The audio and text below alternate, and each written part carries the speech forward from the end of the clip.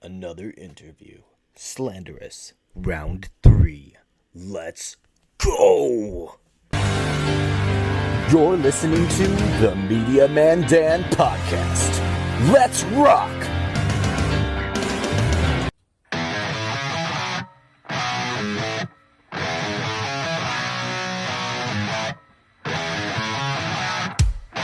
Oh. Okay. We're definitely getting more of a upbeat, melodic sound.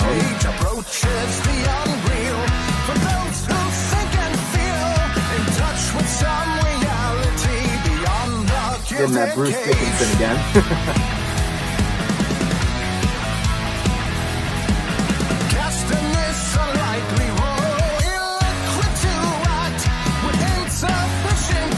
Such great tempo changes throughout here. Whole lot of resting, I should say that. It's like a Snorlax.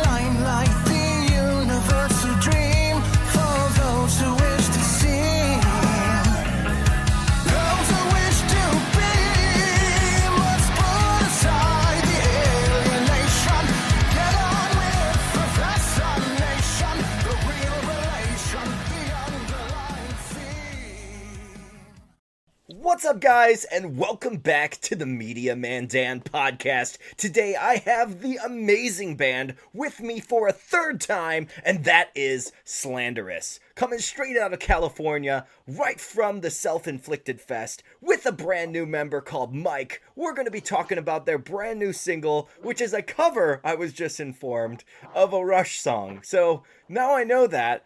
You enjoy that reaction, all of you assholes that want to see me look stupid. It's going to be fun. Welcome back to the podcast, guys. Good to see you. How you been? Good. Been good. Just that's a complicated question. How have I been? It's just trucking along, just trying my best. Just being calm tired and out here on the collected. East Coast, Getting late, You're on the East Coast of California. Oh boy, Yeah. rough.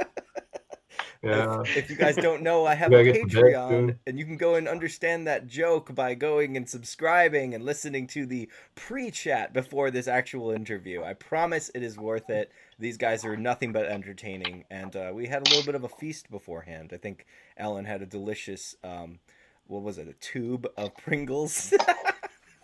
Empty bag of donuts. No, he's good. Okay, it's okay. I have a full one. Oh damn.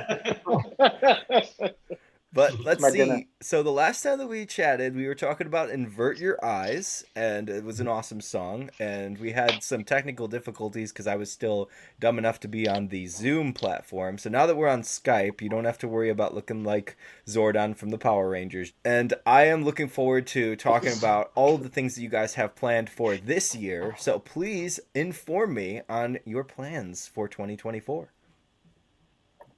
You want to take this one, Jason? Okay.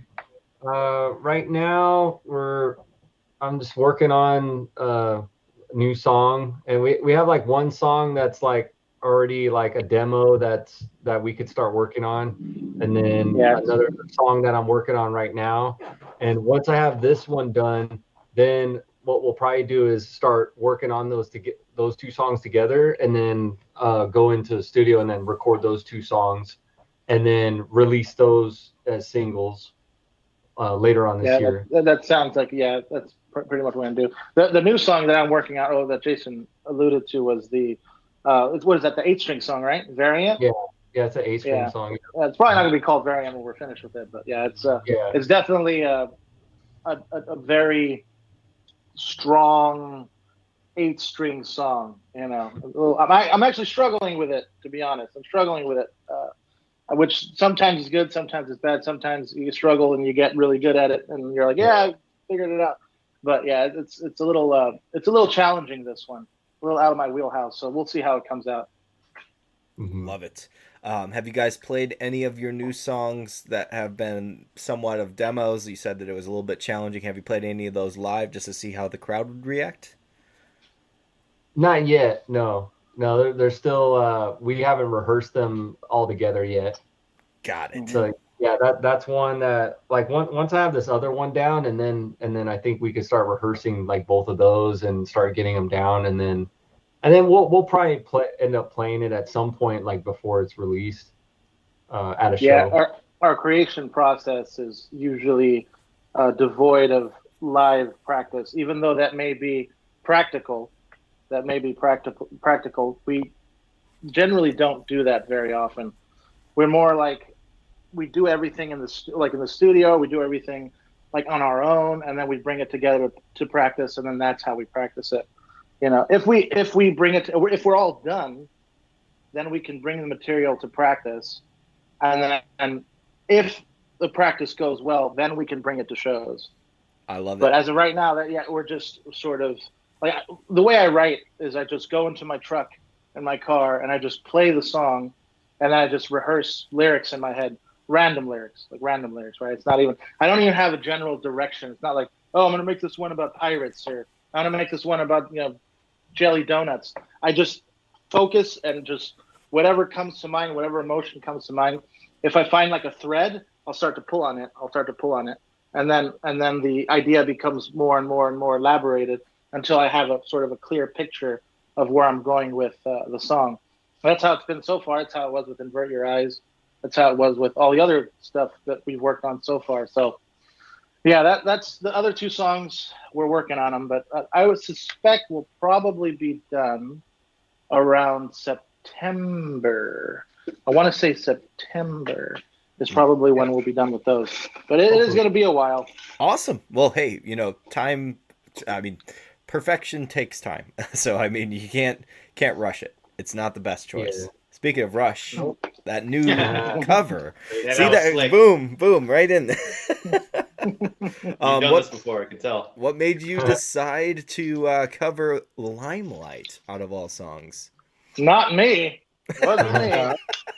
I literally have no idea. I have no idea how they came about. I was just thinking about like cover songs we could do, and we've done a couple other covers before. Like we've done a couple Iron Maiden covers that we played live, but we've never recorded. So I was thinking like about recording a cover that would be cool, like something different, because we never recorded a cover before, and trying to think of something that people would recognize and would recognize right away, and like most people would probably dig, but kind of like slanderize it and like make it our own, and like Alan kind of does his own vocal style to it, like he's not trying to do like a Geddy Lee impression or anything, and for the most part, like we kept it pretty faithful to the original. The only thing is we kind of sped it up a little bit, and the structure is pretty much the same, but there were some parts that were a little challenging because the original song, like the way it was recorded, it wasn't recorded like a click track or anything like that. So there's parts that are like very open and like loosey goosey, and then like kind of come back, and because it has that challenging live, and the original has this like live in the studio feel to it.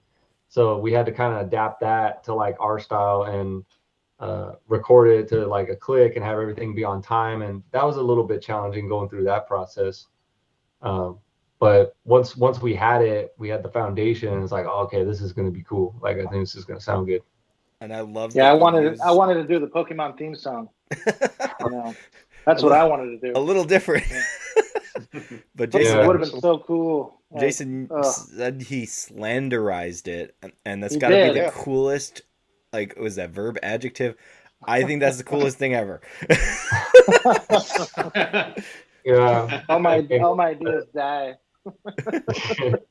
Well, we can always try to Pokemon one of these days. Yeah, I'll have to figure it out. I want to be the very best, like no one ever was. See, I already got it. He's got it. Slanderized. It's over. Yeah. I'm in the studio.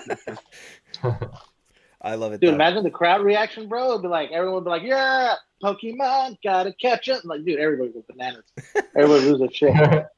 Unless they're all Gen Z, then fuck them, But whatever. But us millennials, we get it. Yeah. Hell yeah, man. All right, Mike, since you are the newest member, I'm going to put you in the hot seat. Oh no. Tell me everything about you. No, I'm kidding. Well, it all started How long have you been playing back when I music? got slanderized. No, I'm just kidding. How long ago were you slanderized? I don't know. Probably a couple years ago when I first heard their songs. Now, keep in mind, I don't know what you mean by slanderized. So I'm just gonna say when I heard their music and I thought, oh, these guys are pretty good. A couple years ago. It's something sexual. Okay, then I don't know. Maybe like next practice. I don't know. Yes. I love it. Yeah. We're still working on that. Well, We're still working on that. Was there an actual question? Yeah. How long have you been playing music for? Oh, music for a long time. I started actually. It's kind of funny. I started playing bass at like 14, like really young, and then I started playing drums and then get the guitar. My dad was a drummer. Like my dad started playing drums when he was like 4. So like I always watched him play. And like the first time I sat in a drum set, it's kind of like I just knew what to do, you know. But the funny thing is, as long as I've been playing bass for a couple days ago when we played on Friday, that was my first show ever as a bass player, which was kind of weird. So it was really different, and I'm still getting the hang of it. But the last show we did, the Self-Inflicted Fest, I think that now I'm starting to find it. You know, I think it was pretty good. Oh my god, dude, you are dude. super fresh to the band. I love it. Oh yeah. It's. I mean, I've been like familiar with them for a while, but it just kind of clicked and everything came together. And then it's like, hey, I went to go see one of their shows. And then like a couple of days later, hey, our bass player is leaving. And I'm just like, oh, I guess that's like a sign. So it's like bass is kind of the last thing I need to do like in a band. I've been in bands where I've always like did the bass and recorded the bass, but I've never been a bass player in the band. So I was like, this is it. This is my opportunity before I die. I don't know. Yes. I don't know. Yes. It's a great way to look at it too, because you said that it must be fate. And that's what I actually discussed many times on the podcast, is that there are things that just come across your life and you're just like, there's got to be a reason for this. And it kind of felt like that too, because before I linked back up with them, I was kind of dabbling in a band as like a guitar player, kind of like a prog type of thing. And it was cool, but like the personalities didn't mesh. And I always remember like these guys out of every bands I've been in are like the easiest to get along with. And to me, that's like almost means everything more than even just music. Cause like, it's just so hard in my experience to get multiple personalities and egos together in a room. But like with them, it's like, I don't know if you don't need like an ego hanging out with you. Guys, you don't need an ego. You don't need an ego. No, you're as happy as you will. Like right now, you're as happy as you ever will be. Okay, for sure. Now people think, well, no. Well, he's the front man, and he makes fun of himself more than anybody else. I was gonna say, did he sign the contract for like any time that you say good things that you get a raise on that? Not yet. I don't know. No, I don't know. People love it when I talk shit about myself. They're like, "Yeah, you are a loser." I see you as the exact opposite. Alan's one of the most interesting guests I've had, because he has had at least 4 times where I had an intellectually deep conversation out of thin air. And it went on for a while, and I was just amazed with the patience of the rest of the band, just being like, yeah, it's just Alan. And that's how I know that there's good chemistry, because, most bands would be like, dude, shut up and get to the point. No, talking to Alan is definitely like a journey. Like you could go somewhere deep and then the next minute talk about like the dumbest thing ever, but somehow it always like works.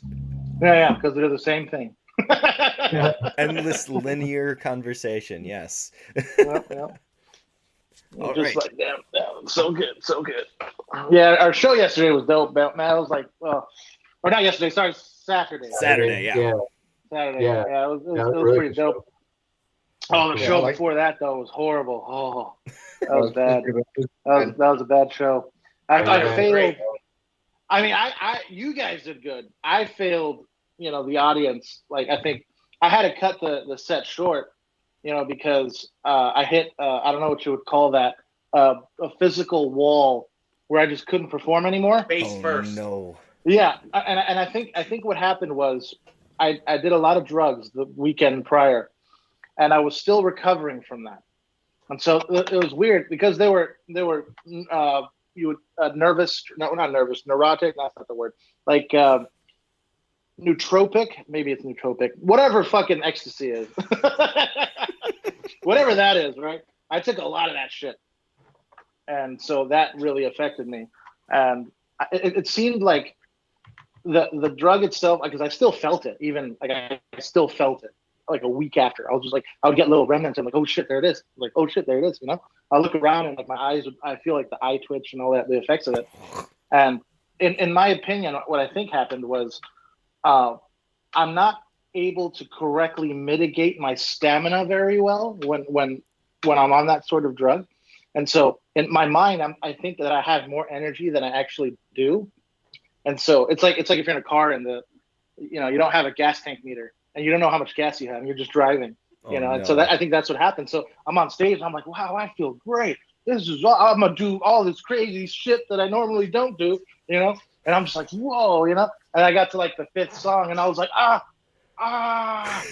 what's going on? Like, dude, it was like, it was like, it wasn't even like a gradual decline. It was just a plummet. It was like a complete drop off. It was like, just boom.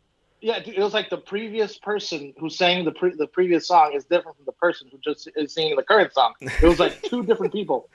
It's like, I mean, I think I pretty much nailed the song before, and then the song right after, it was just like, I started like all my, I think it was the Hedonist. Like I was talking during all the parts. Yeah. Like, I couldn't sing it. I couldn't sing high at all. I couldn't scream at all. Like it was just like done. Like you know what was crazy though? The first first two songs, the people in the front were literally like, "Oh my god, you have some pipes! You are so good!" They were so pumped. And then like there's a point in the show where like I'm so glad I saw this. You could see in his face, he's like, "Oh no, like what's happening?" Like, that was so awesome. It's like if you got hit with like massive diarrhea or something. Man. Like it was really bad. It looked like he was just like, no. So my favorite part about the whole thing was he's such an honest, like funny person. Like instead of just being like, "All right, guys. All right, thank you. We're Slanders." Nobody would have known. He was like, "All right, guys, we were gonna play another song, but I'm really beat." Like he was just totally straight up about it. Sorry, guys, I'm really tired. Yeah. A little too straight up. I'm like, oh, okay. Very honest. And then afterwards, it was like, so no more X before the show. No, dude, no, it's not even worth it. Like I was telling Jason, I'm like, bro, this is not worth it. Like, yeah, one of the things that I found to be appealing on it was like. You're more like affectionate. You're more let's say what's the word, like social. You're more social, affection, all those things. But you're at least for me, right? At least for me, my libido went down, and I was like, well, what the heck? Like this isn't cool. That's not natural. It's like, yeah. I was like, oh, it's no working. What's going on? It was just like, no, can't do that. What's the point? That's a dead giveaway that something's wrong when your drive when your just shit goes don't away. work, bro. Yeah. My first thought of ecstasy, because I'm not anyone that takes anything. I've been straight edge my whole life, but like I think of that Family Guy sketch where he's just like, "How you doing that? How you doing that?" He's just like petting Brian, and Brian's like, "What the f-?" He's just like rubbing everything. "I love this couch and this shirt and these clothes." I'll throw the whole thing in there. It'll be a lot less awkward. Or more awkward. But I love it. I love that you're honest, and like that is an important part of being a front man, is to be the entertainer. Whether you're going to be on your game or off your game, you're always going to be killing it on stage. So as long as you knew when to stop and didn't just force it out, I did. That's why I call Alan. That's why I call Alan a god. Because he knows when to stop. He's a god. Oh my goodness! Make a statue.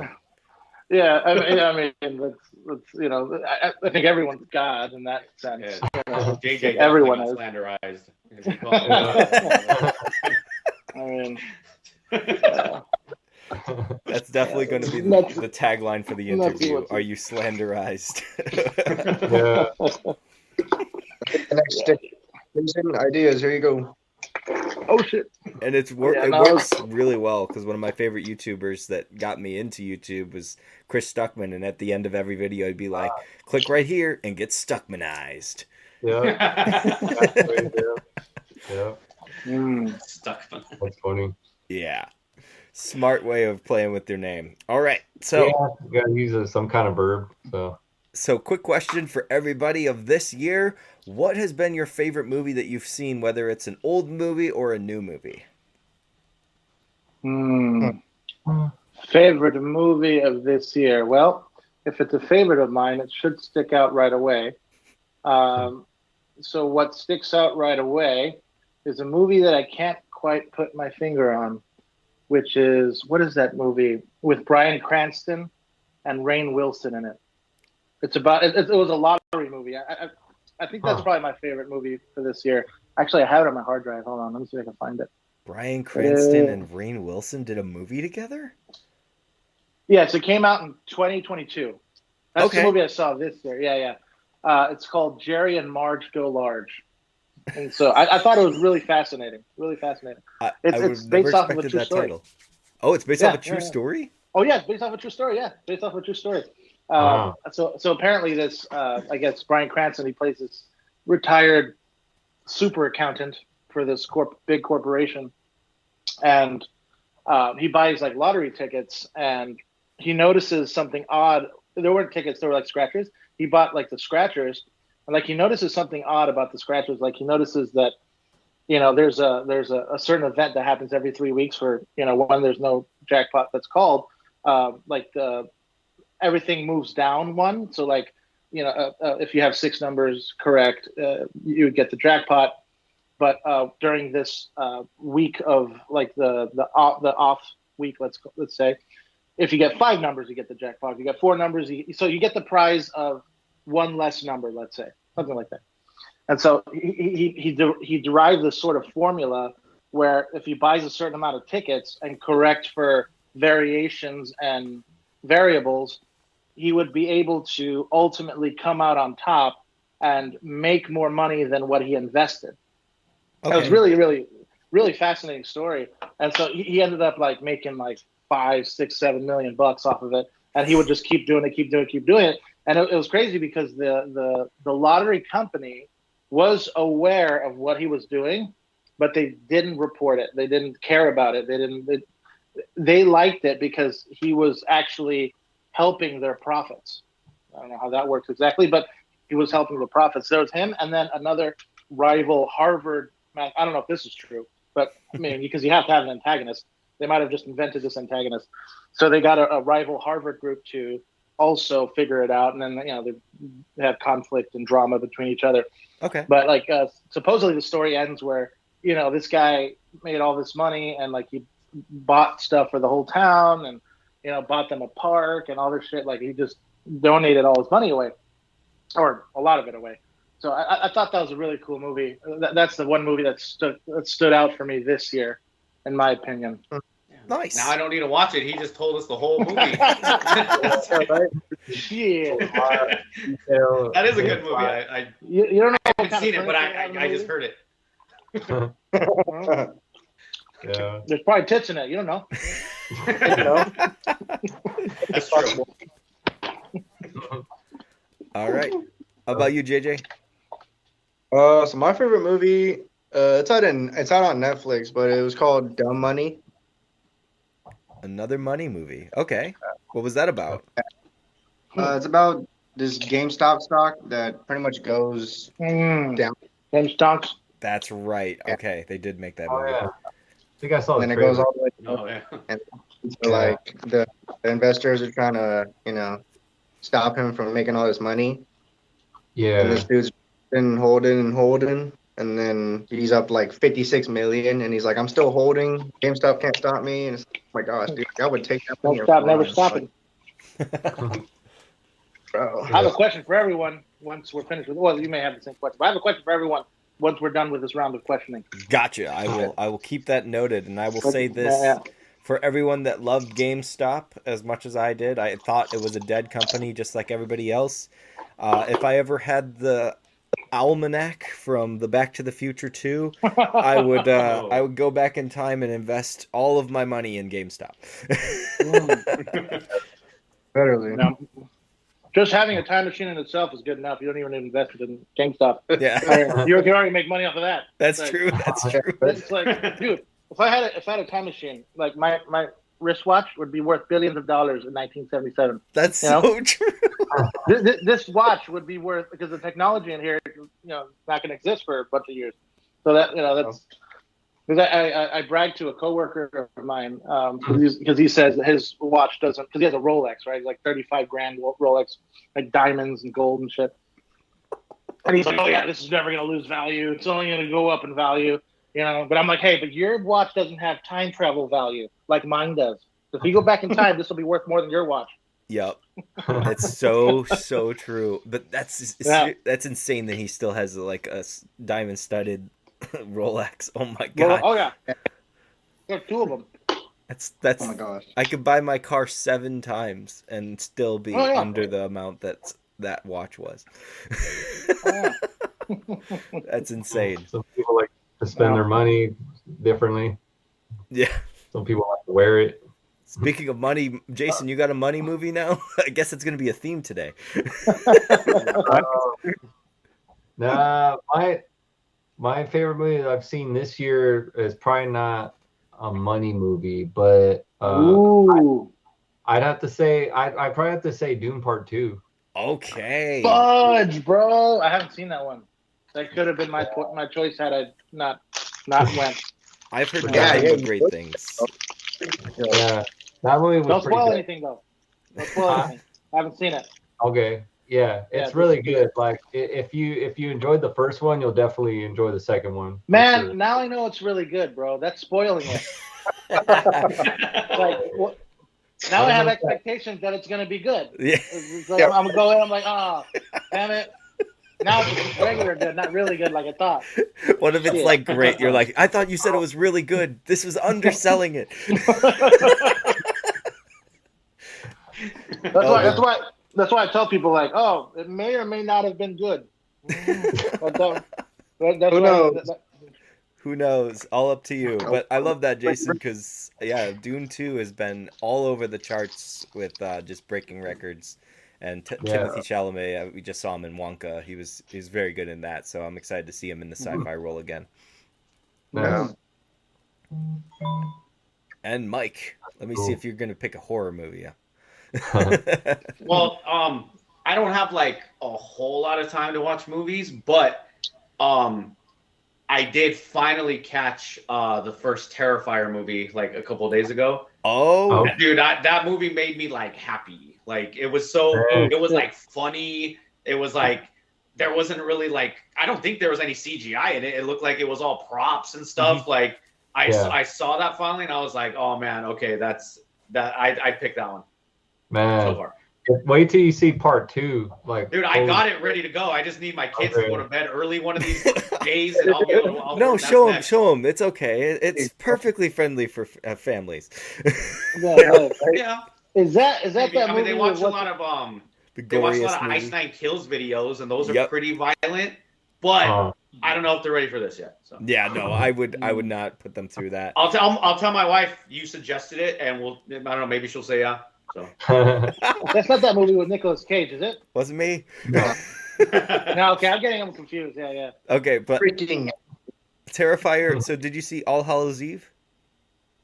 No. Okay, because that's technically the first time that Art the Clown shows up. That's all I know about the lore. I haven't seen the movies, but I've heard about like everybody talk about it, and so that's one of the reasons I got Evil Dead, because I was like, I gotta get used to gore so I can handle it. Because like you said, it's funny. My friend David Neer, he's a super awesome horror voice actor. I had him on the podcast, and he like told me, he's like, dude, you need to see Terrifier 2. I'm like, bro, I can't even make it through Saw. Oh, I know this movie. Yeah, Terrifier.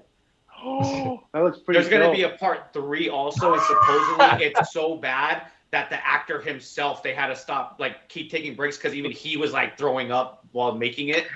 So I'm looking forward to that too. Dude, I'm gonna legally download this right now. I was like, he just got it. He's like, Oh no. I'm gonna purchase it. I'm gonna go on Amazon and purchase it. You know? That's what I'm gonna do. I love that Jason and JJ reacted like brothers, just seeing their brother finally get the joke. oh yeah, it's about time. Yeah. The movie that I could say I saw that's new, I loved Argyle. I know it's not a common thing that a lot of people came back to write home about, but I had a really good time. I thought it was really fun and ridiculous. And then the most recent movie that my fiance and I were like just absolutely in love with, we bought the copy of it, Freaky with Vince Vaughn from 2019. Really funny movie. Yeah, that one was cool. It was funny. It was fun. Actually, I think I just watched that actually. Yeah. Oh, you did? Nice. Yeah. Hell yeah! Like 2-3 weeks ago, I just watched it. Yeah, it's such a good slasher because it's just fun overall, and the comedy aspect is perfect in it. Yeah. Oh yeah. Cool. That was a nice take on the Freaky Friday concept. Yes, I like that as well. That was a good choice, especially I mean, out of all actors, you get Vince Vaughn acting like a 16-year-old girl. That's funny to me. Yeah. That was pretty cool. But her character just seemed like a pissed off teenager. Pretty much, yeah. She didn't really be like, I'm now a full grown. Oh, isn't she the girl that played Ant-Man's daughter in the most recent Ant-Man? Yeah. More famous. I liked her. I liked her in Freaky. I didn't like her in Ant-Man Quantumania. Nah. Like I didn't. Her character is just like no.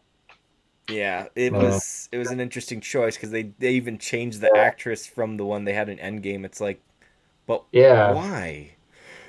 Yeah, there was nothing wrong with her. It's like I feel like her acting like that the actress who played her in Endgame like showed more acting chops in that one scene she had than Catherine Newton did in the whole Ant-Man Quantumania movie. Like, Hell yes. Hell yes. That was one of my favorite scenes in the Endgame movie. I actually reviewed it on my YouTube channel, which is going through some construction, but it's going to come back. Oh no. Got a lot going on behind the scenes. I actually am planning on starting to cover and make music, so. Oh. Yeah. You're doing your own music? I am going to start writing again. It's been a while. What? Are you like hurry a up before AI takes over. multi-instrumentalist? Lo-fi instrumentalist? No, I was a rapper. No, but... multi. Oh, multi-instrumentalist. I play the voice. You rap? I play the voice. Yeah, I did rap. Oh, nice. And I love hip-hop, but I would say right now I'm a metalhead, so I'm working on my scream more. Oh, cool. Are you going to use AI for it? No. What? Only the artwork. Dude, AI is gonna take our jobs, man. Like for real, it's dude. Scary, bro. That thing, it's scary, dude. Like I did I think I've done already like 10 songs like on AI, like metal, rap. I did like Spanish. I did techno. Dude, it's just, and it's like pretty good. You know, I would say we still have the edge, but yeah, the edge is getting closer and closer. So I was gonna say, what's the best because we're not on it. Yeah. No, but I was like I remember a friend of mine. His name is Edgar. Edgar was we were like in the my friend Brendan, his kitchen. Edgar comes over to me and he's like, hey, check out this AI stuff. You can make songs and shit. I was like, oh, cool, And like the first thing he put in was like, make a song about because we were barbecuing at the time. He's like, make a song about making steaks, not mistakes. It was so weird. It came out pretty good. It was like make mistakes, make steaks, not mistakes. I don't know how it went, but dude, it was like I was like, holy shit, bro. That was like 2 minutes. Took 2 minutes to do that. I was like, whoa, like for an artist, it takes a long time. Yep. It takes a long time. But I was like, creative. I mean, it has its limitations still, but yeah, it's gonna get there, especially in 5 years. It's gonna be unrecognizable. Oh, I'm so scared of the next 5 years, man. If that iRobot shit happens, you can bet I'm gonna be the Shia LaBeouf guy with a baseball bat beating the shit out of robots. Yeah. Be like, fuck this shit. I don't care if it's legal.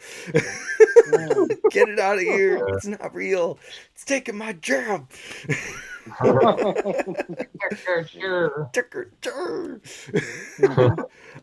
what was the question that you had? I'm probably the only idiot that still has hope that people aren't gonna want to listen to that over humans. But okay. Dude, no, it's gonna be indistinguishable. It's gonna be indistinguishable. Like you won't know. Optimism is good. I'll keep it with Mike. I get that. Yeah, I would love to believe in unicorns exist.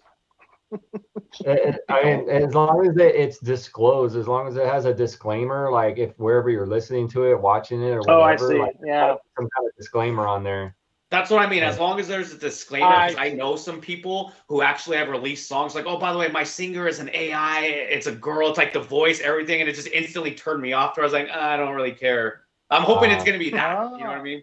Yeah, definitely. Yeah, definitely. Because they also had robots fighting at one point, and that's nowhere near as interesting as watching people. So I'm hoping. We like to see that. We like to see the emotion. No, let's not forget about the amazing battle bots, right? Like it's... That's what I'm talking about. It was cool, but it's not filling up arenas to watch. To watch robots. You're talking real steel. That's what you want. Oh, okay. Real Steel is awesome, by the way. An underrated movie made for Eminem music. It's like 3 Eminem songs in it. That one was good. I like that one. Hell yeah. Alan, what was the question that you had before? So my question to everyone is, what was one series that you liked this year? Or your favorite series that you watched? And this includes you, Dan. I love it. I'll let you guys go first. All right, guys. Open your big fucking mouths and answer the question. Shit. Like a new series we watched, or just our favorite period? Your favorite? No. This year. Okay. Now, you said you don't watch movies, so... Maybe he has time for TV. Maybe I'll give you a pass if you don't have a I've watched many things, just I don't have as much time, but I can name a couple. If you guys want me to go first, I don't care. Let's name your favorite. Okay. You're the new one. Do it. There's a show called Warrior that I really like. It's kind of like a kung fu kind of thing. It's like takes place back in the day. There's a lot of like racism, a lot of sex, boobs, killing, a lot of stuff. It's really cool. It's on Netflix right now, actually. The good old days. Oh, really? Yeah. I'm not saying racism is good, but it's like it shows you what people. It was liberating. It's actually good, so you can learn from it. It's good, so you can learn from it. Are the women in the kitchen? Learn what not to do. I know it's the internet. I gotta be careful what I say. I don't want you to get canceled or anything. I don't give a fuck, bro. Don't get any ideas of what to do. I don't like discrimination either, man. I'm more than just a penis. Yeah. Pretty much. Yeah. I mean, maybe there's a possibility, There's more to me than just that, Come on. Yeah. Warrior. All right, JJ. Oh shit! I gotta go. Because you're opening your mouth. I always open my mouth. Always. So I'm watching this series on Amazon Prime, and it's called The Killing Vote. It's made out in Japan. But, there's like subtitles, so I just watch the subtitles because I don't do Japan. But Alan would probably watch it in Japan. He'd probably watch it in Japan.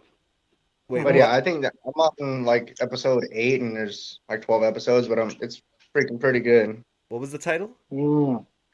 The Killing Vote. The Killing Vote. I thought you said The Killing Joke. I was like, the Joker movie? No. Okay. No, yeah, it's like I said, it's based out in Japan, and it's like kind of like The Purge. Like there's a vote, and it's for people who like have done terrible things, back when they were like younger, and so now it's catching up to them, and now this one dude is like, okay, I'm gonna assassinate you because you've done all these terrible things because you're somehow related to me. Okay. And they have the police have like 24 hours to catch this guy before something he gets assassinated and stuff. It's pretty cool. I love it. That actually sounds really exciting. I like conflict constantly in shows. It keeps it interesting. Oh yeah. How about you, Jason? This year I haven't actually watched any new shows, but right now I'm going through Sopranos.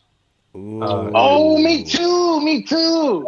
Yeah, I just started. I'm on the second season. Oh, nice. I'm on season 5 right now. Oh shit! Yeah. I'm on the second season. Yeah. Because I hadn't watched Sopranos since it originally aired, like in the early 2000s. So I've seen it like 20 years ago. So I was like, and then Kristen's never seen it, so she's like, oh, like I was like, we could watch it. I don't mind rewatching it again. I haven't seen it in a long time. So yeah, we've been going through Sopranos, and we're like on season 5 right now, so almost done.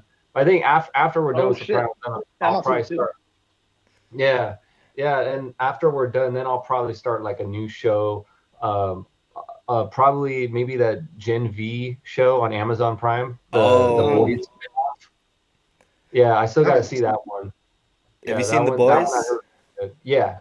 Okay. So really good. Yeah, that's what I've been told. But like I said, I can't handle gore yet. So all of that's coming from Evil Dead. It's going to help. Okay. Yeah, that'd be good. Yeah, that one's awesome, really good. That'll be the next one we start, I think. Yeah, Gen V. How about you, Dan? I would say currently we are absolutely obsessed with Bates Motel because we love Psycho.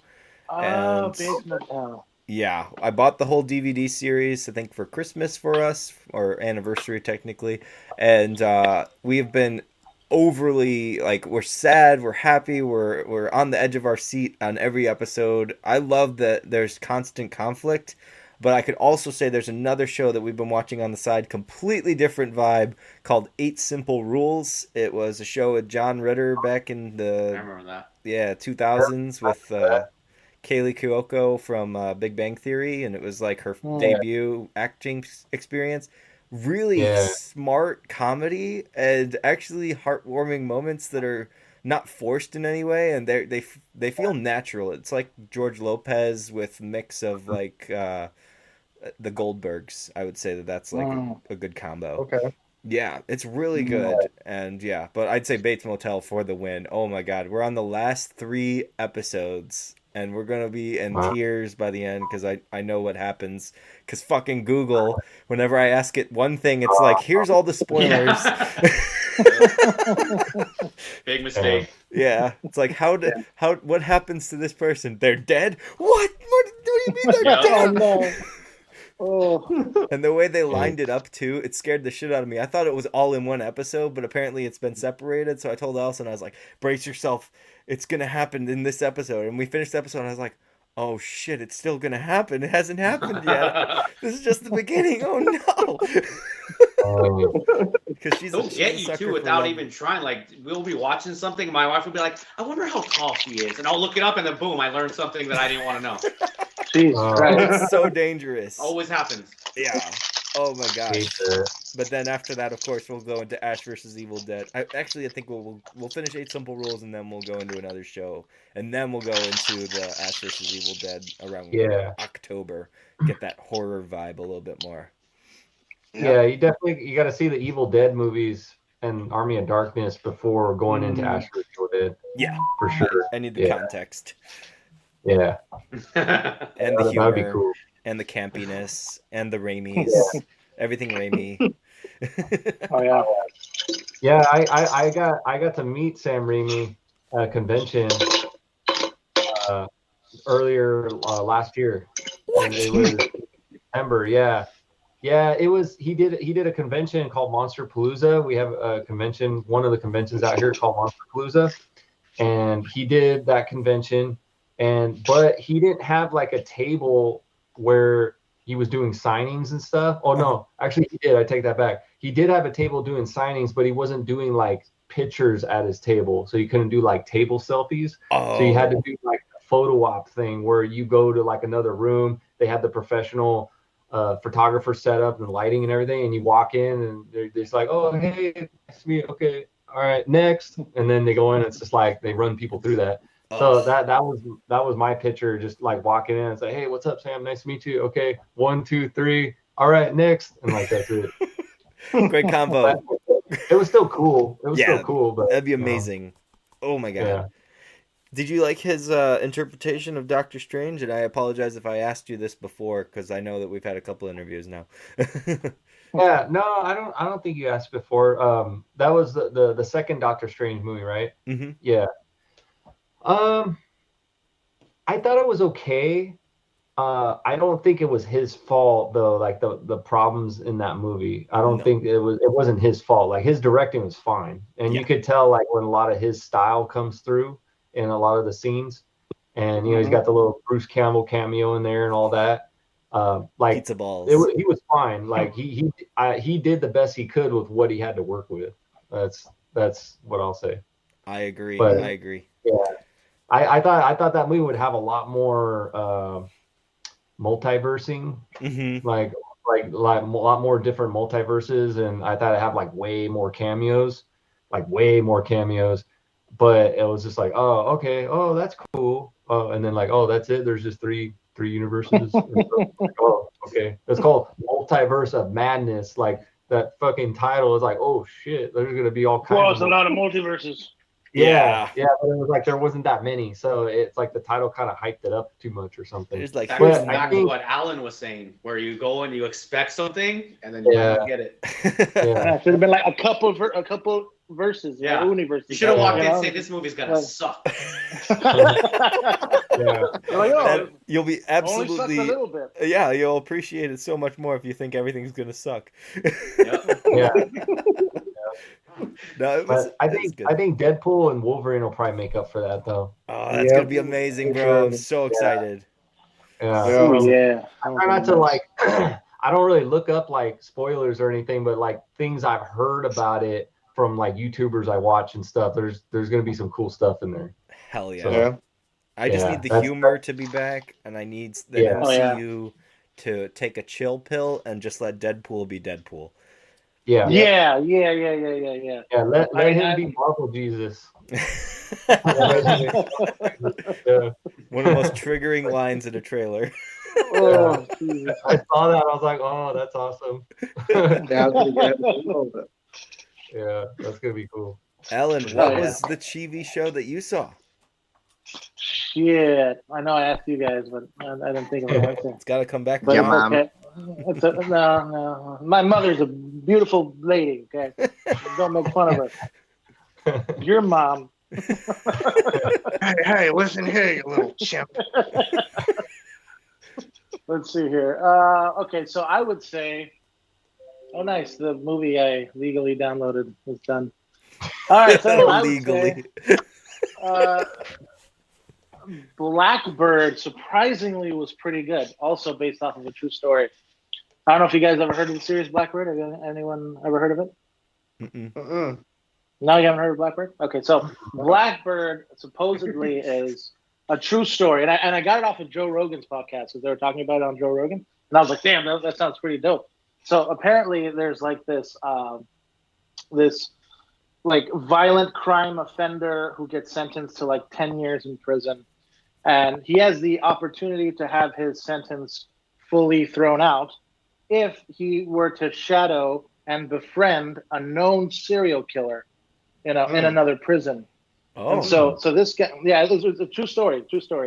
So this guy has to go, and I'm not going to try to spoil it too much. I'll try to pump the brakes. I'm just giving you the premise, right? Just giving you the premise. It may or may not be good. I don't know. I know I said it's probably good, but we don't know that. Anyway, so he goes into another prison to shadow a serial killer to get him to spill the deets on where the victims' bodies are, and to get a full conviction, because I think he was in there for he wasn't in there for the crime of a serial murder. He was in there for a lesser crime, and so they're trying to, one, have the murders be pinned onto him, and two, find out the locations of the victims. And so that's what he was supposed to do when he went into this other prison. But there was a risk factor involved because he was conflicted, because if he can either serve the rest of his term out, or he would be stuck in that other prison permanently, with rapists, murderers, and killers and things like that, if he can't extract the information. So there was a conflict in him. And he was like, damn, do I take the risk and, have me, not fail, and I'm stuck in there with all the rapists and murderers and stuff, even though I just, stole a car. I can't remember what the crime was, but it was something like that. It was a. You want me to Google it and find out when he dies? Nah. so yeah. But I mean, the series gets pretty good, man. The series gets pretty good. I'm not gonna spoil any more than that. No, I love it. Alan could solve my problem that I have where I can't watch a lot of movies. I just ask him, and then it's like I don't need to watch it. It's a Wikipedia article right there. The whole synopsis. I'm gonna hit you up later. I'm gonna go through a list. Yeah, you just have him watch it all, and then you're like, okay, all right, cool. I don't need to watch it now. Great, thanks. Yeah. Hey, legally download these, and then. Oh, jeez. Dude, my nephew did that to me. I remember. I might have brought this up on the other interview as well, where we were. I wanted to go to the movie theater, and I think it was How to Train Your Dragon 2 is what he mentioned, and then I was like, oh yeah. I was about ready to go, and I was about to head out, and then he's like, and I'm like, oh, I'm gonna go see How to Train Your Dragon 2. He's like, oh yeah. He called me Theo. I was like, oh Theo, that's a great movie. That's a great movie. It's just sad that the dad dies at the end. I was like, you bitch. I was like, you bitch. I was like, I was furious, bro. I was like, I don't even want to watch the movie anymore. Like I told him, I was like, I wanted him to feel guilty, So I told my nephew, I'm like, I don't want to watch the movie anymore. Because I wanted to teach him a lesson because I felt, I was pissed too. I was like, I wanted to guilt him into feeling, guilty, because I was like, bro, you just fucked up my movie. That's like the main plot point. It wasn't even like what kind of trees there are in the movie. Like that was like the main plot point. It was like, a shock. Okay, well. That scene was a shock too. Like my parents and we just watched it last week. We've been watching all of the How to Train Your Dragons actually, because I was like, hey, I have these movies, I own all of them. Let's see how they are. Rewatching them, and I've been like overjoyed because my mom has this amazingly large 4K TV. I'm pretty sure it's like 65 inches, so it's like super great quality, and you get to reimagine how this was, as opposed to the first time you saw it in theater, and it was a drive-in theater back then because it was before the pandemic. Right. So. Oh shit. Yeah, it was a good time, man. Then, it was. That's a pretty good TV for before the pandemic. Hell now everyone has those. Yeah, no, definitely. I have one right now. I'm looking at it. But yes, How to Train Your Dragon 2. Oh my god, it was impactful. Yeah, I never saw it because I was so angry, and my pride and my anger, are still there, which is it's not useful. It's not good. I know that I should get over it. And my favorite thing about it is that it's where they make it clear that there could be, this could happen where they're okay, and then they hold on to it, and I'm like, okay, I'm happy with that because that is reality. That's what happens. Mm-hmm. But it's not like I'm not gonna spoil it because you're never gonna watch it anyway. But dude, it was so sad. You can't spoil it anymore. You can't spoil the movie anymore. Yeah, like that's for me as well. How to Train a Dragon 2. You can't spoil that movie any more than it's already been spoiled. I mean. You really can't. Did you have that same thing happen for you with like Infinity War or Endgame? Because I would have lost my mind if that happened to me. No. Thankfully, no one was good enough to tell me that to my face.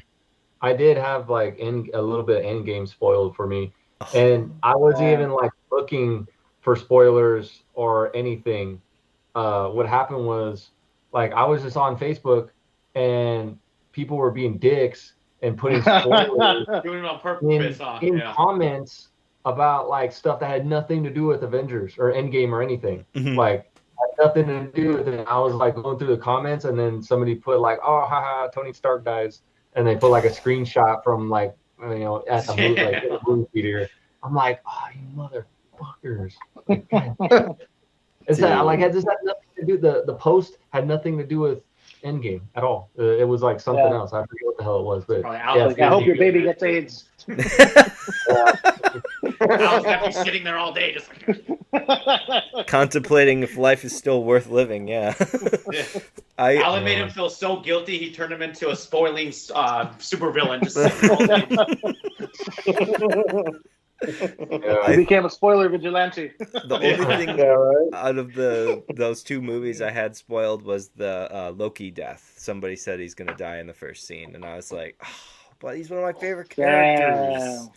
And so that was the only thing. If anything else, I saw all of the troll comments, which were kind of my favorite thing to see because everybody was in the comment section like, guys, don't spoil anything. But wasn't it cool when Optimus Prime showed up and he said, it's Morbin time?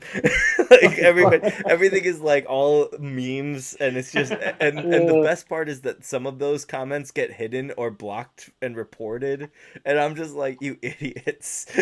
You idiots. Oh, jeez. Some dude taking his job too seriously. I said no spoilers. Optimus Prime wasn't in the movie, but it's a spoiler. Wow. That's great. Oh, jeez. Oh, jeez. All right, so what is the plan for this summer coming up? Because I know that you got the new music that's coming in fall. What are you guys planning for summer? I thought you were trying to get us on some festivals, right, Jason? Or the fairs? Yeah. So we're hoping for OC Fair again. Like we're usually able to play that. So hopefully they'll select us again this year. We'll know by next month. We should know by next month if we're selected. And then I submitted for the LA County Fair as well, and that takes place. That's actually next month. Yeah, So yeah. So I got an email recently from them saying like, we got your submission. We're going through submissions, and as soon as if you get picked, we'll let you know. So that's like, it could be like a month away or so, a month and a half, maybe. It's like a job interview situation for you. That's pretty sick.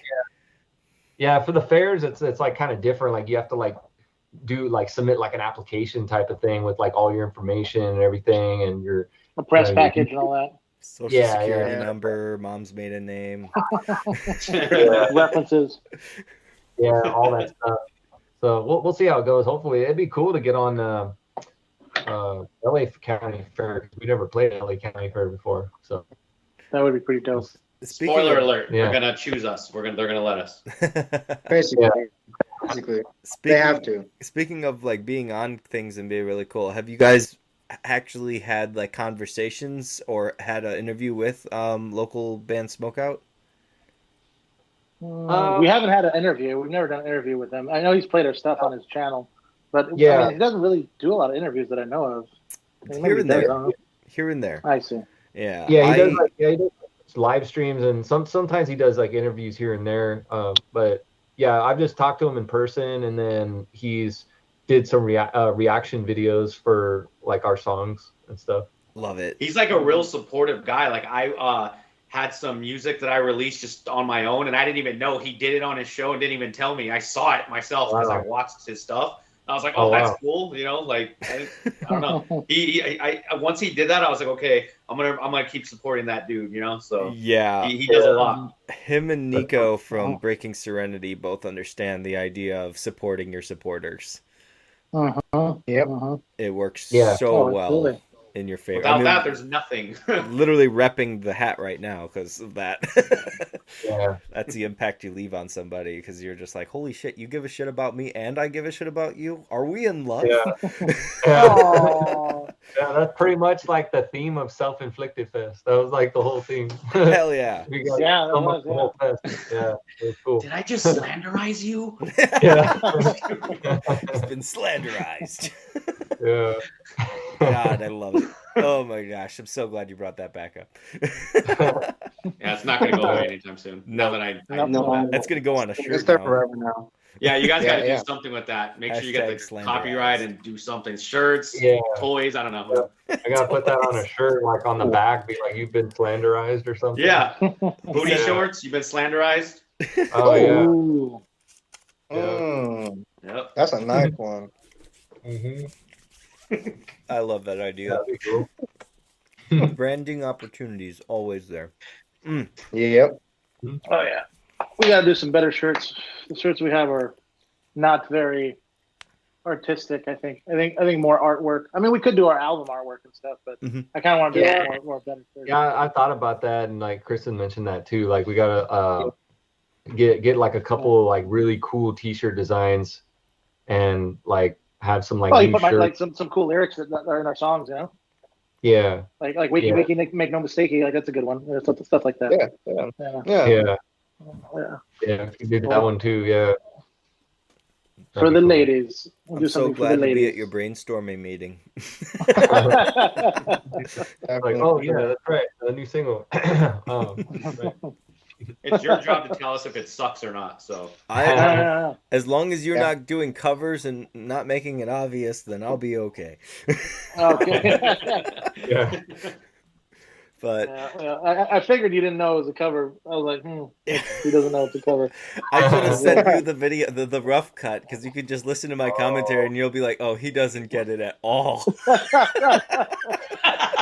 The whole video, I'm just like, what a great new song. No. Yes. Please don't redo it, please. You know what you should do? You should do like a voiceover. You should video edit it. You know? Like when you sing new song, just be like cover song. Like, I found out this is a cover, so like, it was at this point Dan knew he fucked up. Like, sorry guys, I used AI. I don't know. That's not me. The AI only knew a few songs. It wasn't in the registry. It's so true though. I actually am terrible when it comes to Rush. I only know Tom Sawyer and the other big song. It's like I'm so behind on these amazingly well-known bands and movies as well. When I tell people I've not seen The Predator and I own it, they get so upset with me. And it's gotta like, see Predator 1 and 2 at least. It's like at right least there, just right there. I could grab it and pop it in and easily watch it tonight, and I never do it. But everyone's Do you like, have movies that are still wrapped up in the plastic too? Some of them. I have that. Yeah. Okay. Yeah. Some of them are just so good you want to keep them forever and make it seem like you didn't forget that they were there. Sometimes I have some that are still in the packaging because I get the Blu-ray, and then before I get a chance to watch the Blu-ray, the 4K Blu-ray comes out. So then I gotta sell my old Blu-ray to get the 4K. I'm like, okay, now I'll watch it. Now that I have the 4K. Yeah, but it does keep it in pristine condition. You can sell it for $5. Ooh. Yeah. The price you pay is you never watch it, but you'll sell it for $5. Did you see how much slipcovers go for these days? Like, just adding a slipcover to your movie is like at least $20 just for the piece of cardboard to go around your movie. It's wild. Yeah. Jesus Christ, man! I kind of get the steelbook thing, like because it's like a different kind of packaging, but the slipcovers, it's like could take or leave it. I mean, they're kind of cool, I guess, but like not that necessary. True. And speaking of steelbooks, I should say I watched this movie for the first time very recently. Oh, nice. It was amazing as people said. I had no idea what I was in for, and I left very happy. Yes, Whiplash. I didn't see that. What movie was that? It was Whiplash.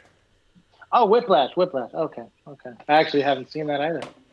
Oh, damn. That's really good. That's a really good movie. It's so good, especially if you're a drummer. Then you probably get the first-hand experience, and you're like, "Holy shit, that's insane!"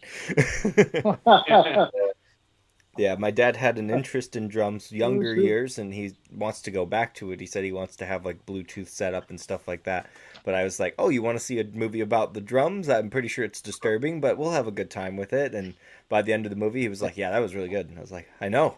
I can't believe it, but Damien Chazelle, man, holy shit, he's awesome. Whoever's making him the guy in charge of music-based movies, please more, because jazz is needing a comeback now. Yeah, it was cool. JJ, you switch positions. Now you're on bottom. I know. That's what she said. Oh. I don't know about that. It's okay, JJ. We all have our taste. Okay. Mike, I want to talk about your shirt because I just saw Creepshow last year. Is that one of your favorite movies? Yeah, it's up there. I think it's I think I actually like the second one better. Okay. But it's up there, yeah. You know what's funny? JJ left before. I don't know what it looked like on your end, but it was like my shirt wasn't showing. Uh-huh. And then like he came back, and all of a sudden I was like, "Oh damn, good thing I'm wearing pants." I was like, "Oh shit, like, that would have been embarrassing." Oh yeah, the change that happens on Skype when you're not realizing it, it just will go full screen, and you're like, oh. Yeah. You know, Oh boy. you know the creep show, the Chief Woodenhead. You guys know who that is? I think it's Woodenhead, right? Is that the name? Chief When Woodenhead. he's like the show. Indian and he's like a statue. Oh, Okay. Yeah. Yeah, and like he comes to life because like people were disrespecting it. Like he was outside of like a store and he comes to life and he starts killing people and stuff. You know? I want to cosplay as that guy so bad, but like he's bronze, so I'd have to make my skin like all kind of like red. And I was thinking, I don't know, people might get mad, but I don't know. I'm thinking of doing it. Maybe at maybe Monster Palooza. I don't know. Yeah. Have you seen the series on Shudder? Not yet. No. Creep show? It's not bad. There's some episodes that are like good, and then there's some that are like okay. It's kind of like hit or miss, but that's what I overall, heard. It's like cool. It's kind of like, you know. Yeah, I think there's like 4 seasons now, but each season is only like 5 or 6 episodes, so it's kind of short. I was wrong. I didn't see Creep Show, but I did buy Creep Show for my fiance's bro. I consider my brother, but like he wanted to get a copy of that, and he was like, "It's nowhere else. I found it on DVD. Get it." And then he got the movie. He watched it. He was like, "Eh." All that effort for nothing. Oh no! Ask him if you could have it back or something. I don't know. You might like it. Yeah. There was a slasher movie that was in a carnival. They were like locked in. I cannot name it right now, but is that the Rob Zombie one? No, all of these like, I guess animatronic rides and stuff. Oh, it was a weird beast creature that lived in the basement, and he wore like a mask so that you couldn't tell that he was like deformed or something like that. He's like a bastard child of somebody. I'm spoiling the whole movie, by the way, Alan. I'm sorry. Okay. Doesn't sound very interesting anyway. Slasher B movie, low budget. Yeah, that's me on a Saturday night. That don't sound very interesting. I'm not sure. That one doesn't sound familiar. I don't think I've seen that one. It was something in a carnival. I don't know. It was great and weird and interesting. It just like, it felt like, you know, when you watch The Goonies and you get that weird guy. You guys. Oh yeah. It felt like having that character, but like he's just abused repeatedly in a basement while this group of teenagers is like trapped in this amusement park ride or whatever it is. Yeah, interesting. It's not Creep Show though. It was something else. Okay. I wish I knew the name now. Yeah, I know. Now I'm gonna make everybody think about if you're a horror fan, you're like, I probably should know this. Right. Yeah, like, is it all like an older movie, like from like 70s, 80s, or is it like newer? Yeah, it's an older one. Okay. Definitely a cult classic slasher movie. Just really dumb. And it takes place in a carnival. Yeah. It's not Killer Clowns from Outer Space, because that movie rocks. Oh, yeah. Is that called cool. The Funhouse? Funhouse, correct. Okay, that came out. Oh, Funhouse. There you go.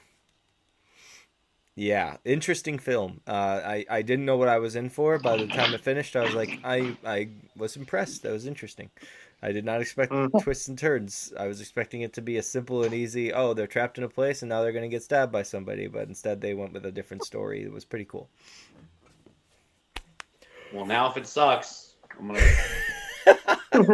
expecting it to be cool now. Thanks. Yeah, you're welcome. Speaking of things that should be cool, what did you think of the new Scream movie? Overall, I thought it was cool. Like I when I saw the trailer, I thought it looked pretty good, and then I saw it, and for the most part, I enjoyed it. My only big issues were people get stabbed a lot, and they don't die. They don't die. Oh, I hate plot armor. Oh. Yeah, they like. There's a lot of those characters have a lot of plot armor in that movie, like more than any other Scream movie. I was like, damn. Yeah. Like, and by the time I got to the end, and like there was one character that came back, I'm like, Chad. Like, yeah, that dude. I'm like, you're alive? How? Like, he got stabbed repeatedly by like 2 different people, like multiple times, like 60 times. Yeah, just. Yeah, and then the other chick in the subway, like, she got stabbed at least once or twice, like, you know, in the abdomen. It's like, and then she just came back, like, running back. Oh, hey guys, like, just popped up, like, what? how are you guys alive? Like, yeah, it's like some of the people who got stabbed repeatedly and ended up surviving was a little ridiculous. And then the killer reveal was like, I wasn't like that into it. But everything up until the killer reveal was cool. Like, yeah, like the kills were cool, like the characters were cool. The whole setup with all the like all the evidence and stuff from all the previous Ghostface killers, like they were like setting this thing up like, whoa, this is gonna be awesome. yeah. And then they revealed the killer. I'm like, oh, okay, yeah. Expected. But like everything before that was cool. Yeah, So, I like the intro to that movie a lot. I think that was one of the best because cool. It gave us a different perspective than we would usually get from a ghost face. that kind of surprised me because usually, like, you know, in the intro, like that first person gets killed and then it go whoosh into the title card. Yeah, and then that person gets killed and the ghost face is just standing there. You're like, huh? Like, what's happening? And then he like takes his mask off. We're like, oh shit. Or what? Dude, we know this killer already? Like, what? Like, I hope I don't get sued for this, bananas, but it would be amazing if they went full on meta, since they had literally taken the whole main cast of what we knew from 6 away. If they made that a stab movie that they watch in number 7. And so our ending that we saw, they all go, oh, what the fuck? None of them die? And then they're like, these movies are never realistic. That movie. Yeah. Crazy. For sure. I don't think they should sue you. They should pay you for that. If it happens that I get that right, oh my god, I'll be happy. But at the same time, I'll be like, oh shoot, that means I actually get these movies now. And you know, I don't want to do that because, like you said, the first time seeing Scream, I saw it in 2021. I think I said I wanted to try to get into horror movies. The only movies I saw before that were Halloween and The Shining, and Dr. Sleep. So I was like, I don't really have much of a history. Oh, and It was my first horror movie in theaters. So I said, let's see something classic. Let's see how it is. So my fiance, I unknowingly I had no intention of seeing the movie originally. I was like, okay, well, she's going to take me to a movie on my birthday. It's horror related. Okay, let's see what it is. All of a sudden, the behind the scenes of like making of Scream pop up on the screen. And I'm just like, oh, we're watching Scream. I was like, I have no idea if I'm going to be terrified or entertained, or I don't know how scary, because like I remember seeing the masks and the blood with the mask for the Halloween costume for all the years, and all of those teenagers that were total jackasses stealing from my jack-o'-lantern filled with candy. And so I was just like, okay, here comes all the PTSD. And by the time the movie ended, I was almost in standing ovation. I was like, this is amazing. This is exactly the movie that I needed to get into horror and to get into horror comedy, as well as mystery, detective. I loved it. It was amazing. I've seen it at least now 8 times on top of that. And it's something tremendous. So Scream for me is something special. I will say it's my favorite slasher franchise. I don't say it's my favorite horror franchise because I still think The Shining is a better horror movie. But oh my god, Scream is awesome. That one. Mwah. It is. It's so good. It gets to you every time. If you watch it without anyone distracting you, and you're just like fully in, you're just like, oh my god, the madness that's going on. Jack Nicholson does such a good job in that movie. Incredible. Such a good job.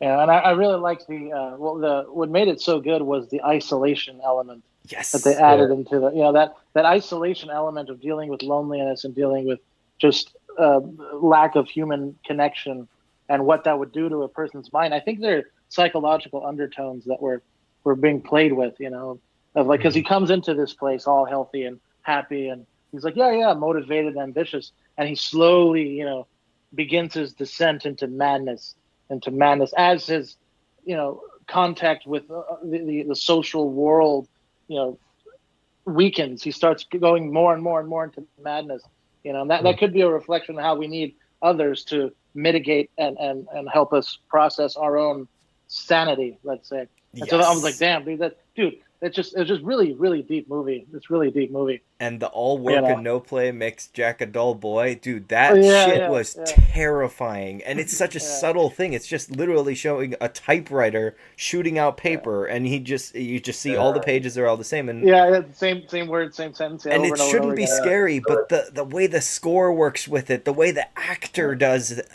it's amazing. It's one of the greatest horror movies because it just gets you and gets to you every time I watch it. It changes your perception. It changes your perception because he's been working on that paper forever. Right? He's been working on it. Wasn't just like because you see him in other scenes when everything is fine, and he's working on that same paper.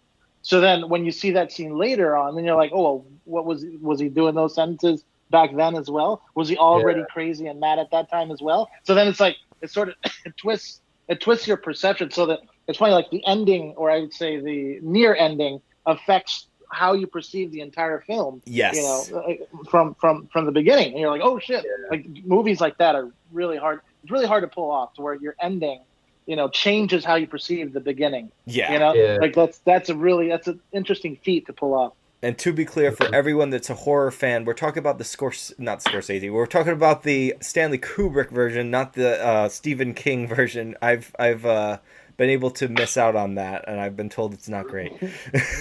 I haven't seen that one. Yeah, I've never seen it. I've only I've watched like reviews of it, but I've never seen it. Like supposedly, according to Stephen King, like it's more faithful to the book. It's supposed to be more faithful to the book, but it's just not as good. And it's like a TV movie from the 90s, bad CGI, all that. I never got around to seeing it. Maybe I'll see it one day just for kicks, but I would probably see at least every movie that I can at least once. However, I'm not fond of the new Winnie the Pooh Blood and Honey bullshit. So oh shit. Yeah. Honey. Like, I can't believe they haven't done one thing with the voice actors to make it sound anything close to Winnie the Pooh. Like, come on, man. Yeah. There's some haunting stuff if you wanted to play around with it. Eeyore in a haunting way would be cool. But instead, they're just like cannibals. Vicious, evil cannibals. Ah. It's weird. Yeah, they want to make it look. Yeah. But now they're making a universe. Did you see that? Oh, yeah. Pooniverse. The Pooniverse. Pooniverse. It's exactly it, Alan. They're jacking themselves off. They're like, look how cool we are. We created something that's never been seen before. Multiple movies combined into one. What? The Avengers did that already? No, that was useless. Who cares about that? Yeah. Right. It's tough. Yeah, it's tough to be original when you're motivated by being good. It's one of those things. It's like because you can feel someone's intentions behind their work. If their intentions are to impress you, it's felt. And it's usually felt in the form of copycat or unoriginality. You could feel it. Because it isn't them. It's them trying to please you. When they're not trying to please you, then you get originality because you're experiencing them. You're not experiencing what they're trying to portray. You're experiencing what they are. And it's just you get a lot of copycats and a lot of let's say non-original stuff when you're highly motivated to impress an audience. Let's say usually because of money. Mm-hmm. So the whole multiverse thing. I think it's run its course already. I don't know. I don't know how much more you can milk it, but it's everything seems to be a multiverse nowadays. Yeah, it's the truth. I like Into the Spider-Verse though. I think that Across the Spider-Verse was a wonderful sequel, and I thought No Way Home was good too. What was that? No Way Home, right? No Way Home. Yeah, that was awesome. That was pretty dope. I forgave it there. I was like, all right, you guys did good. That was pretty dope. Because it was nostalgia, man. This nostalgia nuggets. It was just like, dude, it's just like all three of the Spider-Mans from my childhood. I'm like, fuck. There's only one question for people that love that movie, and it took me a while to break it down as well. But why do the villains not get shown? I know that we're supposed to be with Peter when he's mourning Aunt May. But why don't we see what the hell the villains are doing and why they decided to pick the Statue of Liberty to finally just show up at the end? It's like, what were they doing? They're villains. They're not destroying the city or something. Just talking. What's going on? Yeah. think I forget because I just watched that like a few weeks ago. I think it's because all the Spider-Mans wanted to meet up there, and I guess they thought that all the villains would know where they were at. So dumb, dude. It's such a dumb plot hole that they did not even think about fixing. Even the extended version had nothing to do with it. They're just like, here they are. It's like, where were they? Yeah, they all like kind of took off. They for a little posted it bit. on Twitter. Lizard just like literally runs out of a bank vault thing or whatever it was. It just runs down the street. It's like, no one's concerned about this. Green Goblin almost kills Peter. I mean, just come on. There's got to be something cool that you could have done between those little scenes. I love the Spider-Man helping each other out kind of stuff, but I was like, what are the villains up to? Like, how did this happen? But it's fine. It's the one flaw that the movie has. I really enjoy it as well. Same for the nostalgia factor, but like that just nailed what I think Spider-Man should be. Is helping. Even Spider-Man himself needs help, and I love that. Mm-hmm. Yeah, I think a bad use of the multiverse, a good example of that would be The Flash. Oh my god. That was pretty bad. That was that was so crazy. I mean, it was like I remember seeing, I think it was like the end scene where it was like every conceivable Superman ever. You know, like different types of Supermans, you know, or Supermen, I should say. All like, Jesus, just spinning on planets, just spinning, with shitty CG just everywhere, just awful looking. And then there's Nick Cage. Yeah. Oh, yeah. Most people wouldn't get that though.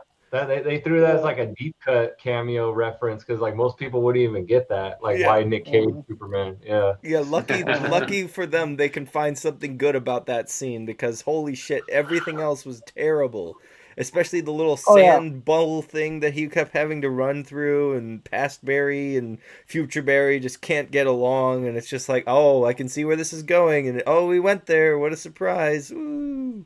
Yeah, a huge mess.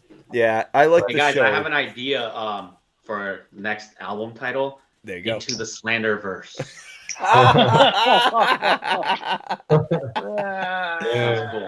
This is your writer. This is your writer right here. Slanderverse. I mean, I'm just gonna stick to whatever I do. The greatest hits album. The greatest hits album. There's like 3 songs on it. You know? Yeah, right. Yeah, you have all the members ever in Slanderus on there. Yeah. It was so weird, bro. That's funny as hell. I love it. I love that brought it back. Oh, man. But for the finisher, for the superhero chat that we were already having, Mike, what is one of your favorite superheroes? Or movies, I should say. Superheroes?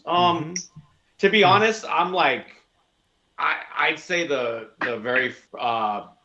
Batman with Michael Keaton, the first one. I saw that in theaters when I was a little kid. Nice. The music, just everything was just like, I don't know. I still find that's one of my favorite like ever. I don't know.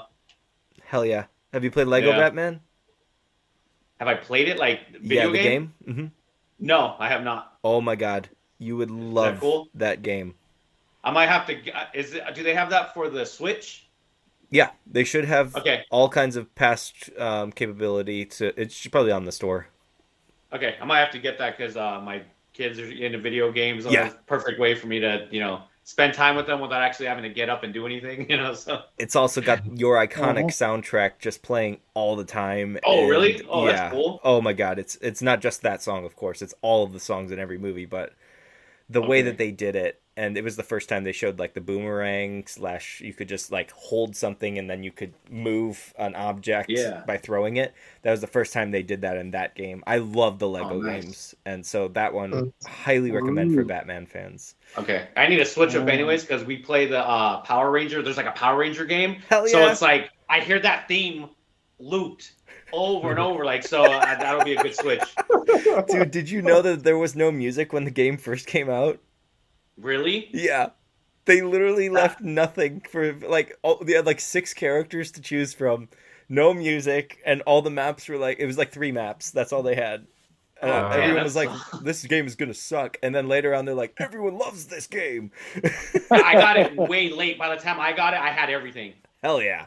Well, that's the best. It's kind of worth the wait because I'm a huge Power Rangers fan, and we'll definitely go into that after this chat because I'm gonna let all of them go, and then I'm gonna keep you with me. Yeah, you're gonna be in the hot seat, Mike. That's what happens. Hey, you're the newest one. You're the newest one, Really? exactly. You gotta get the blasties, you know. The roast of Mike. No, I'm kidding. Oh, no. I'm honored.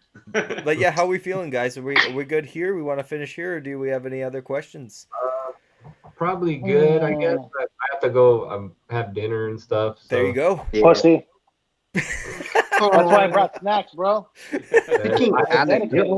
Yeah, get your Pringles. I skipped dinner because I got effing snacks. Pringles are life. So I'll have to have dinner.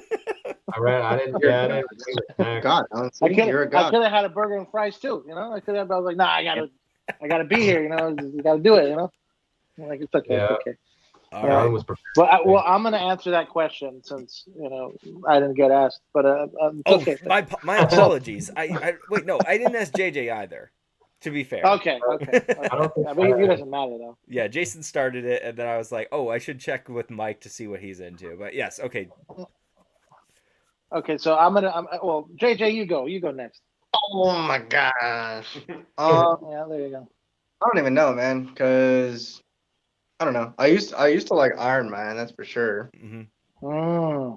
I was pretty big on Thor, and then it was Captain America until it went the wrong way. But until like I'm probably back on Thor. Even when he gets fat, I'm good with it. I don't care. Really? Yeah. Even Love and Thunder? Yep. Body positivity. Yes. Yes. It's not poor plot. It's body positivity. I'm gonna change my Instagram and Facebook profile picture to the fat Thor on the couch with the other guy. Oh yeah.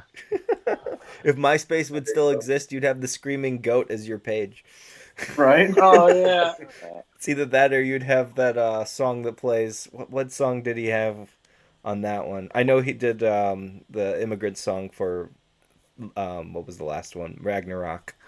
What was the one he started with in the new one? Wasn't it like Sweet Child of Mine? Oh, it was Sweet Child of Mine. You're right. Yeah. There you go. Iconic 80s songs in superhero movies. Pretty much. Yeah. I love it. All right, Ellen, what is your superhero? Your favorite superhero? One Punch Man. One Punch Man. Okay. One Punch Man. That's my favorite superhero. Now he's not in the MCU universe, but he is in the universe, the Japanese universe. Okay. So you guys didn't specify what kind of superhero. That superhero is probably my favorite superhero of all time. Is One Punch Man. I don't know anyone who can defeat him, according to the One Punch Man lore. I mean, he's undefeated, and his only weakness is that he's too strong. That's his only weakness, and he's always depressed about how he's so strong and that he kills everyone with one punch, and he doesn't like that. And so the whole series scenes sound like they might be boring. No, they're actually very entertaining, bro. They're very, very entertaining. Oh yeah, I could probably beat him. Dan, have you seen One Punch Man at all? I've only seen one anime, and that was My Hero Academia. Oh, okay. Well, it's not similar, but they're both anime. I would watch. Kills everybody with one punch. He kills. I think like the final boss of the first season. He releases his super ultra special move, which is normal punches. Oh, wow. So the way he defeats the final boss in the first season, he had to get like a little serious. He's like, this is my ultimate finishing move, normal punches. Damn. And the guy just gets obliterates, man. He just obliterates. It's just like, no, dude. One Punch Man is awesome, man. It's because like the way it is. I can take him. Just cut off. Yeah. I'm telling you, it's easy. That's just easy. Yeah. Yeah, like it's funny because it's very comedic. It's very comedic because I guess this dude or no, this chick challenges. She's like a telekinetic, and she challenges him, and he's like, "All right, I'm gonna do serious sideways jumps," and he just jumps side to side really fast. Super and entertaining. then just the air pressure just blows her away, and she gets beaten up. Like, oh, dude, I love. Dude, it's a great series. It's a great series. It's like his whole thing. The whole premise about it is like he's just trying to find a worthy opponent because he's so bored and so distraught over his own strength that he's like, oh, I can't. Everyone just dies every time. No one can put up a fight. And he just doesn't know what to do, and he's all frustrated. You know, it's crazy, man. It's crazy. It's a good series, though. I've watched 2 seasons. The 3rd season's not out yet. I'm still waiting for that. It's probably going to come out like in another 2 years, I hope. Knowing that Netflix had Death Note, do you think they're going to try a One Punch Man live action? I would probably watch it just because I like it so much. But I think I didn't like the Death Note Netflix. Netflix. I didn't like it. The anime was just. It was too good, and I think it was a movie. I don't think they did a series. Oh, you're right. It was a movie. You're right. Yeah, it's just a movie. I didn't like how they did Ryuk, which is I don't know if you've seen it, but I don't like how they did Ryuk. It was just a bit. It was a bit anticlimactic, because like in the series, it's like they make everything look so epic, like. Just him eating I don't know, maybe I'll spoil this for you guys if you haven't seen it, but I doubt you see it anyway. So, like the way there's a scene where he's evading the cops because, they have a bunch of families that they're investigating and he's one of the killers. And so he's being recorded, but he still needs to kill people, in order for them not to, because obviously if they're recording him and people aren't dying, then they're like, oh, well, he stopped because we're recording him. So he needs to be recorded. He has to successfully be recorded and still kill people. So what he did is he hid his death note into a bag of chips. While he was studying, he would be studying with his left hand and then killing people with his right hand. And then he would grab a chip and then he would just bite on the chip, and it was like all epic sounding. Like when he's like, and then he's like, yeah. Then another chip, and another person dies. Another chip, and another person dies. It's just like, dude, it's just so epic the way they did that, And it's stuff like that they didn't really pull off in the movie. Gotcha. That sounds, I like the exaggeration that anime can do because they'll take something so simple and they'll exaggerate to the extreme if they can. Oh yeah. And sometimes it works, sometimes it doesn't. My issue with My Hero Academia was that in the beginning was Deku or whatever his name is. Deku, yeah. Yeah, he was with All Might, and anytime he's with All Might, it's just like, I'm never going to be worthy enough to be friends with All Might. All Might looked at me and he thinks I'm amazing. It's like, shut up and stop crying, you little bitch. Holy shit, you're in high school. What is this? He's so inconsistent. Like he has no care for himself. I mean, he thinks he's nothing. He's just a fly on the wall. But he's an awesome character. I think his evolution would be better. I've only seen the first 2 seasons, so I got to get through. That's about where I'm at too. I think I've seen the first 3, something like that. Yeah. Hell yeah. Yeah. We gotta catch you uppies. All right, guys. Well, thanks again for joining me. This was an incredible chat. Once again, Mike, stick around. We're going to do an after chat because I want to get you comfortable with everything. And then when I go for round 4, round 4 with these guys, that's going to be super fun because then I'll have all the comfort in the world. Don't leave. Wait, I'll leave this up to you. My kids just got back. Okay. So it might get a little loud or, it's up to you. I don't mind it, dude. I can edit anything out. I mean, did you see the intro for the last time they were on? I know I saw it, but I don't remember it. What was it? I had like 6 times that I screwed up on the intro, and they were all there for it. So they're laughing, and I was like, "This was the first time I ever said this. This is perfect take, no question." It was like this time. I thought you guys were East Coast. Oh, okay, yeah. There's always something, so it doesn't bother me at all. And if your kids have been playing Power Rangers, then I might have a question for them too. Probably won't be able to hear you. I got the headphones. So. Gotcha. No worries. No worries. All right, guys. Thanks again for joining me. I hope that you guys had a great time listening. Make sure that you guys go and check out the brand new reaction to the song I didn't know was a cover by Rush, and that was Limelight. There we go.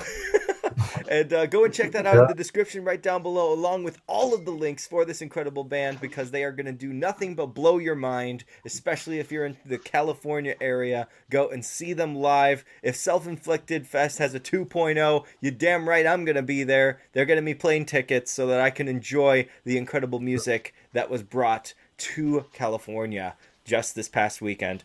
Other than that, I want to thank all of these awesome dudes, including the newest member, Mike, for being here for this chat. I had an amazing time, as I always do. You're the one talking on. Yes, exactly what he said. Thanks again for watching. Oh, he's so cute. Oh, hey, little guy. Hey, little guy. Watch out. They're trying to wrap it up. He's got the star. He's got the star. Okay. Thanks again for watching. I hope all of you guys have a great night and stay safe out there. Peace. Thank you. Thank you for tuning in to the Media Man Dan podcast. If you enjoyed this episode, feel free to like and subscribe. Thanks for listening. Have an awesome day and stay safe out there. Peace.